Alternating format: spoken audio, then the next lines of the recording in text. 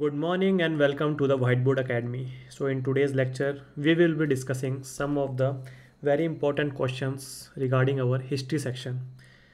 So without any further ado, let's start today's session. The first question is on your screen. We have given some of the Sangam text as well as the subject matter involved in that text.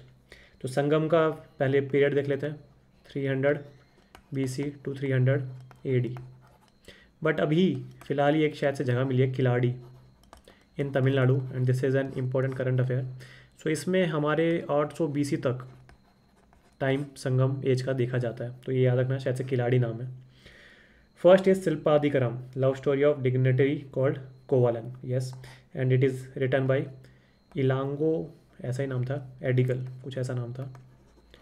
And a successor of this Silappatikaram story is written by Sattanar, या एस से भी start होता है, और उसका नाम क्या था, Manimekalai. Understood. Thirukkural, philosophy and ethics in public life. Yes. And the last is Tolkappiyam, Tamil grammar. Three Sangam meetings were happened in the patronization of Pandyan rulers. System crash हो गया था. तो देखते हैं. शिल्पादिकरम सही है, तिरुकुलर सही है, एंड तोलकाप्यम भी इट इज़ करेक्ट. इसकी मैंने बता दी, Sattanar by Manimekalai is the successor book. Tolkappiyam was emanated from the second Sangam council. In the first council, the meeting was organized under the patronage of Pandyan, and it is said that all the great rishis and the god itself has attended those meetings, but nothing can be kept from this particular meeting. From the second Sangam Council, a book named as Tolkappiyam, that is Tamil grammar, was brought out, and after the Sangam assemblies, a book name as Silpadikaram, Mani Mekalai and Thirukular, ये तो बाद में आई थी, but शिल्पादिकरम money मेकलाई आई थी third council के बाद. So this was all regarding Sangam age. In the context of astronomy, Lagrange point, the news is Aditya L1 missions. Lagrange points are positions in the universe where no celestial body can exert gravitational force. देखिए, it is incorrect. Why? Because the way it has been defined is incorrect. The gravitational force will be applied at Lagrange's point L1, L2, L3, L4. But if this is a smaller body, this is a larger body.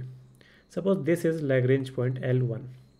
So the force, gravitational force which is applied by the smaller body on this L1 point will equalize the force that will be applied by the larger body on that particular point.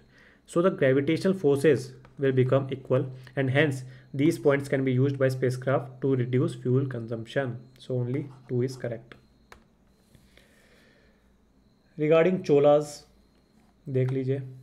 With reference to the Cholas, its founder was Vijayalaya, who was at first a feudatory of the Pandyas. Yes, it is correct statement. Krishna III of Rashtrakoot defeated the Cholas and annexed the northern part of Chola Empire. Yes, it is also true. कल मैंने बताया था एक tripartite struggle थी between Gurjara Pratiharas, Rashtrakutas and पालास.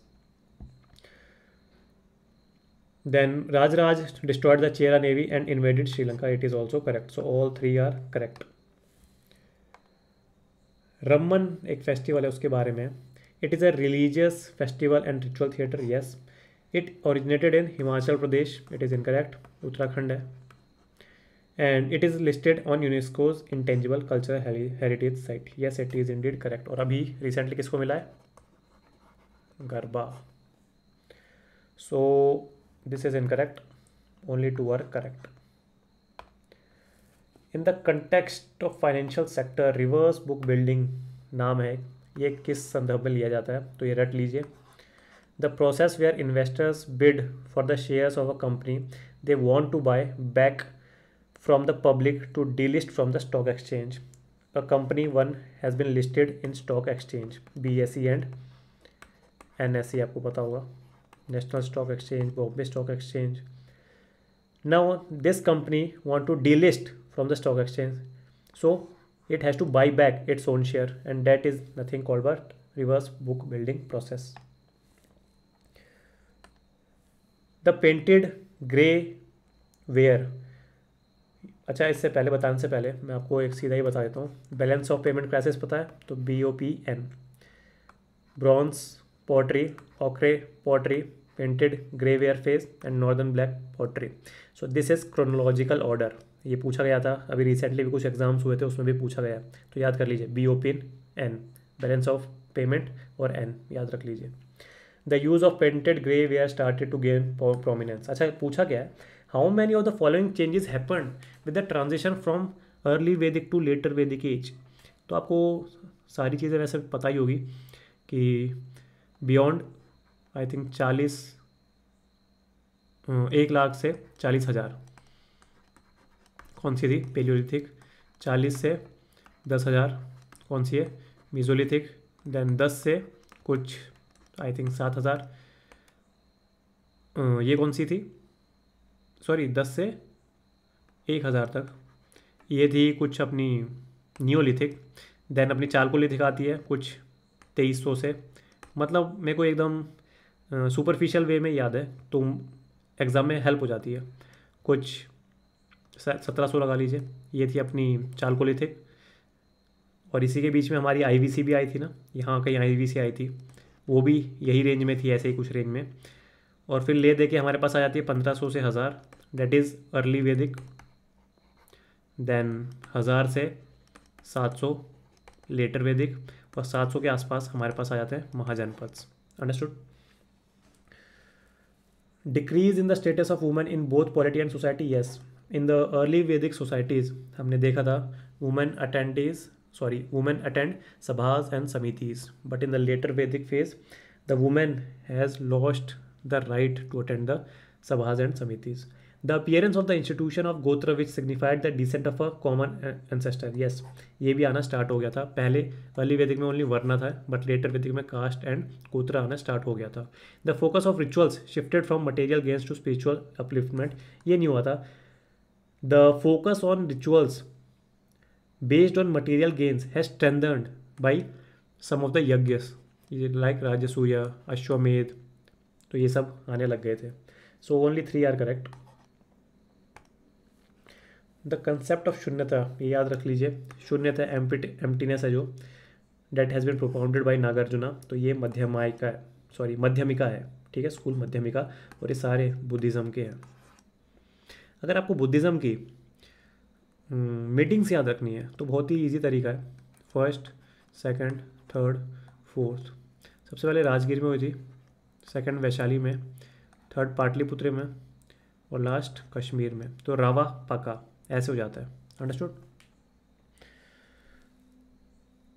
और इसमें कैसे division हुआ था, देखिए इसमें तो 2 स्कूल आ गए थे अपने, हीनयान और महायान. इसके पहले अभिधम पिटक आ गई थी. यहाँ हमारे पास 2 आ गई थी, सुत पिटक एंड विनय पिटक. और इसमें 2 में वापस डिवाइड हो गया था, स्थर्वदीन्स and Mahasanghikas. Mahasanghikas were liberal and these were orthodox. Sthaviravadins were orthodox. Hinayana will follow only the teachings of Buddha. Mahayan will have a belief in idol worship of Buddha. और इसमें राजा कौन थे, कनिष्क. इसमें कौन थे, पाटलिपुत्र में और ग्रेट अशोक. ठीक है, इसमें कौन थे, इसमें काल अशोक थे. और राजगीर में भूल गया मैं, आप याद कर लेना कौन से थे. महाकश्यप थे शायद से. अरे नहीं, वो थे ना हर्यंक डायनेस्टी में जो थे शायद से, वो थे. तो आप देख लेना एक बार, मेरे को याद नहीं आ रहा अभी. सो अगले क्वेश्चन पे चलते हैं. क्रिटिकलिटी एक टर्म है with regard to nuclear reactor. So what does it signify. So ये सिग्निफाई करता है the point at which a nuclear reactor sustains a self sustained chain reaction. उसके बाद हमको एनर्जी देने की ज़रूरत नहीं है उसे. Urban Infrastructure Development Fund has been established under National Housing Bank for the development of Tier 2 and Tier 3 cities. So ये देखिए UIDF will focus on metro cities with a population of 1 million. 1 million कहाँ यार, Tier 2 और Tier 3 में. Eligible loan amount under the scheme would be based on the size and location of the project. Absolutely yes. Heritage conservation is one of the eligible projects under the scheme. So there was a list as to what can be funded by UIDF, and this list, one of the pointers is this particular thing. So only 2 are correct. Vijayanagara empire. So देखिए, एक तो ये अभी एक question आया था किसी exam में, राक्षसी टंगड़ी. ये बहुत ही आपको ऑड लग रहा होगा, बट जो उसका फेमस नाम है वो क्या है, द बैटल ऑफ तालीकोटा. तो उसका नाम है Tangadi Rakshasi. The Sangam dynasty was the first dynasty of the empire. Yes, Vijayanagar empire की संगम, तुलुआ, अराविडु.